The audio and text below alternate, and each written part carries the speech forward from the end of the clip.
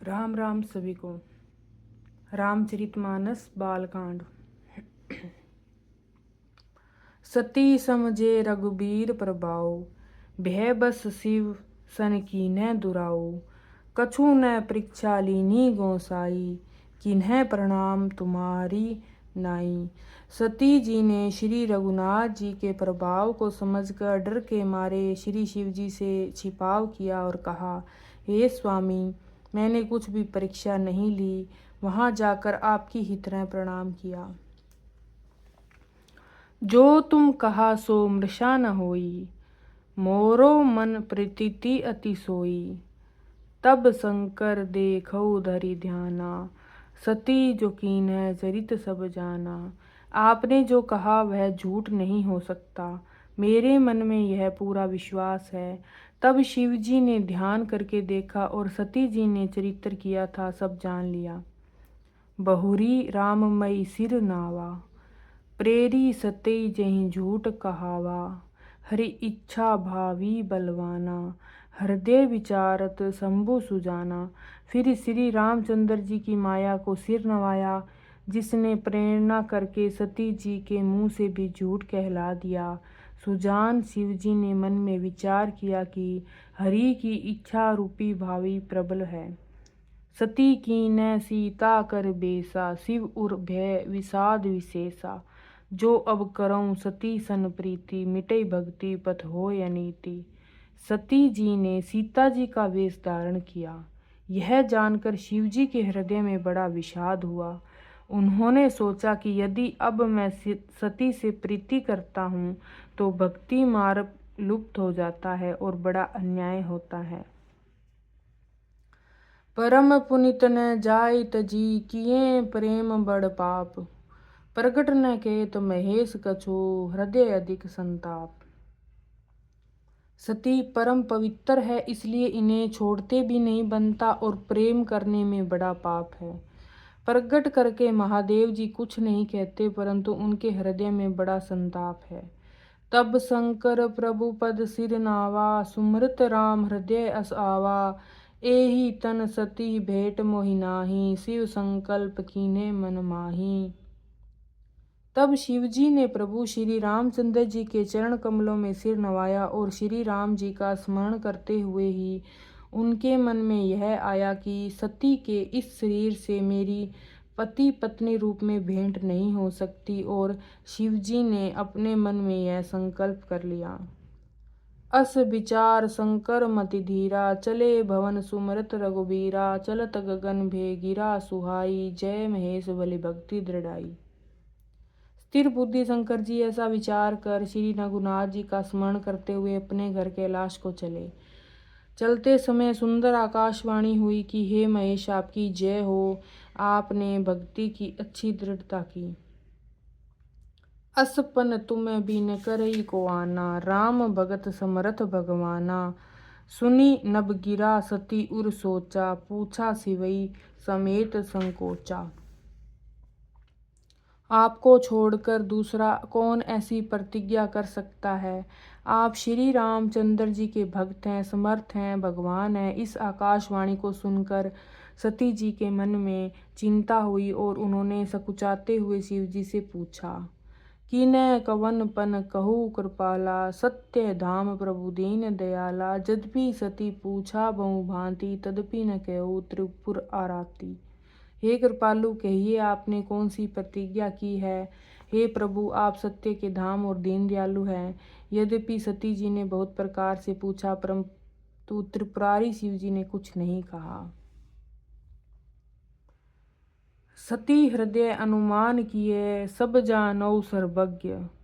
कीन्ह कपट में शंभु सन, नारी सहज जड़ अज्ञ। सती जी ने हृदय में अनुमान किया कि सर्वज्ञ शिव जी सब जान गए हैं। मैंने शिव जी से कपट किया। स्त्री स्वभाव से ही मूर्ख और बेसमझ होती है। जल पे सरिस बिकाई, देखो प्रीति की रीति भली। बिलग होई रस जाई, कपट खटाई परत पुनी। प्रीति की सुंदर रीति देखिए कि जल भी दूध के साथ मिलकर दूध के समान भाव में बिकता है, परंतु फिर भी कपट रूपी खटाई पड़ते ही पानी से अलग हो जाता है, दूध फट जाता है और स्वाद जाता रहता है। हृदय सोच समझत निज करनी, चिंता अमित जाई नहीं बरनी। कृपा सिंधु शिव परम अगाधा, प्रगट न कऊ मोर अपराधा। अपनी करनी को याद करके सती जी के हृदय में इतना सोच है कि इतनी अपार चिंता है कि जिसका वर्णन नहीं किया जा सकता। उन्होंने समझ लिया कि श्री शिव जी कृपा के परम अथाह सागर हैं, इससे प्रगट में उन्होंने मेरा अपराध नहीं किया। शंकर रुख अवलोक भवानी, प्रभु मोहित जो हृदय अकुलानी। निज अग समझन कछु कहे जाए, तपई अवां इव उर अधकाए। शिव जी का रुख देख कर सती जी ने जान लिया कि स्वामी ने मेरा त्याग कर दिया है। वे हृदय में व्याकुल हो उठी। अपना पाप समझकर कुछ कहते नहीं बनता, परंतु हृदय भीतर ही भीतर कुम्हार के आवे के समान अत्यंत जलने लगा। सती ही ससोच जानी वृषकेतु, कहीं कथा सुंदर सुख हेतु। वर्णत पंथ विविध इतिहासा, विश्वनाथ पहुँचे कैलासा। वृषकेतु शिवजी ने सती को चिंता युक्त जानकर उन्हें सुख देने के लिए सुंदर कथाएं कही। इस प्रकार मार्ग में विविध प्रकार के इतिहासों को कहते हुए विश्वनाथ कैलाश जा पहुँचे। तै पुनि शंभु समझीपन आपन, बैठे बटतर करी कमल आसन। शंकर सहज स्वरूप संभारा, लागे समाधि खंड अपारा। वहां फिर शिवजी ने अपनी प्रतिज्ञा को याद करके बड़े पेड़ के नीचे पद्मासन लगाकर बैठ गए। शिवजी ने अपना स्वाभाविक रूप संभाला, उनकी अखंड और अपार समाधि लग गई। सती बसई कैलास तब, अधिक सोच मन माही। मरम न कऊ जान कछु, जुग सम दिवस सिराही। तब सती जी कैलाश पर रहने लगी। उनके मन में बड़ा दुख था। इस रहस्य को कोई कुछ नहीं जानता था। उनका एक एक दिन युग के समान बीत रहा था। नित नव सोच सती उर भारा, कब जाऊं दुख सागर पारा। मैं जो किने रघुपति अपमाना, पुनि पति वचन मृषा कर जाना। सती जी के हृदय में नित्य नया और भारी सोच हो रहा था कि मैं इस दुख समुंदर के पार कब जाऊंगी। मैंने जो श्री रघुनाथ जी का अपमान किया और फिर पति के वचनों को झूठ जाना, सो फल मोहि विधाता दीना। जो कछ उचित रहा सोई कीना, अब विधि अस बूझे नहीं तोई। शंकर विमुख जियाव से मोही। उसका फल विधाता ने मुझको दिया, जो उचित था वही किया, परंतु हे विधाता, अब तुझे यह उचित नहीं है जो शंकर के विमुख होने पर भी मुझे जला रहा है। कह न जाए कछु हृदय गलानी, मन मऊ रामई सुमर सयानी। जो प्रभु दीन दयाल कहावे, आरती हरण वेद जस गावे। सती जी के हृदय की गलानी कुछ कही नहीं जाती। बुद्धिमती सती जी ने मन में श्री रामचंद्र जी का स्मरण किया और कहा, हे प्रभु, यदि आप दीनदयाल कहलाते हैं और वेदों ने आपका यह यश गाया है कि आप दुख हरने वाले हैं, तो मैं विनय करऊं कर जोरी। छूटऊ बेगी दे यह मोरी। जो मोरो शिव चरण स्नेहु, मन करम वचन सत्य व्रत एहु। तो मैं हाथ जोड़कर विनती करती हूँ कि मेरी यह देह जल्दी छूट जाए। यदि मेरा शिव जी के चरणों में प्रेम है और मेरा यह प्रेम का व्रत मन कर्म और आचरण से सत्य है,